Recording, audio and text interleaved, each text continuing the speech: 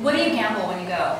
Blackjack. But then once in a while, if I'm down in blackjack, I'll go over to the roulette table or the wheel and just put 25 on black or whatever and get my money back. Oh, that's fun. Yeah. See, I like the slots. Is that kind of a girl thing, yeah, you think, or do you think? I think it seems to be an old lady who smokes cigarettes kind of thing. So I know, I'm embarrassed. I'm embarrassed. Don't say that.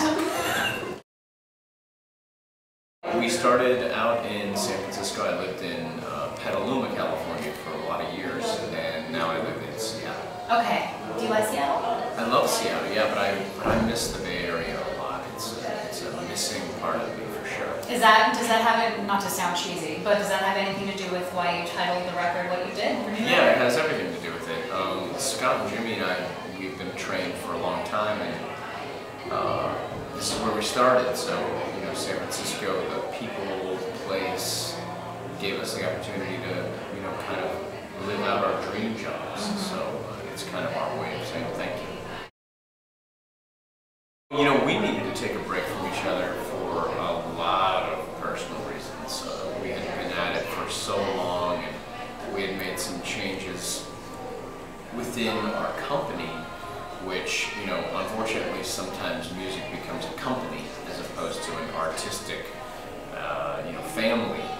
And we became so company that we needed to take a break. So what does that mean? Does that mean it got too corporate? It got too businessy feeling, and the art kind of wasn't? Yeah, the art was lost, and it was more a striving for hit songs or a striving for opportunity as opposed to like, hey man, this is kind of what we were all born to do.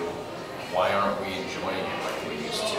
And so we made a lot of changes, a lot of personal changes internally, and then we had to eliminate a lot of personalities that were part of our project. And so when we did all that, then we were able to refocus on how to make the band sound like we originally intended it to.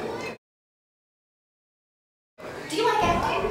Is that something you can see yourself doing more about? I didn't sleep for a couple weeks before it because of how nervous I was.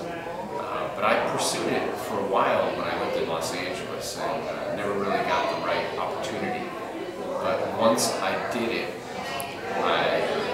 now I just have a real bug for it. That's all I want to do. I really want to do it again. Oh, how exciting! Like tomorrow. Do you have connections where you think you can make it work, perhaps? I think that if I watch CSI New York and I feel like it's not a total debacle, then it might maybe give me an opportunity to do something else, and then that will give me an opportunity to do something else. It's like music where, except I think that being an actor is a much more difficult process. I mean, there are very few acting or working actors that make a living.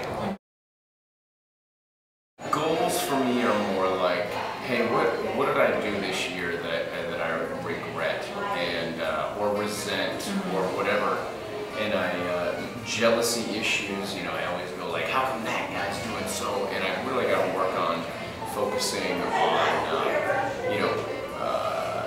maybe appreciating things more than wondering why things don't come my way. We have a new group of fans. These are young people who love Hey Soul Sister, and it's the biggest song of the night. I mean, it trumps Drops of Jupiter every night. Really? Oh, yeah. Because I just heard about Drops of Jupiter being the #1 or #2 song of the decade, right? Yeah. That's exciting. I was so, like, this is what I mean about resolution. Like the #2 most played song of the decade. So you're mad that's not #1? I'm just mad at Nickelback. That's all I can think about. Those guys are jerks. We're mad at them too for a lot of different reasons. It's okay.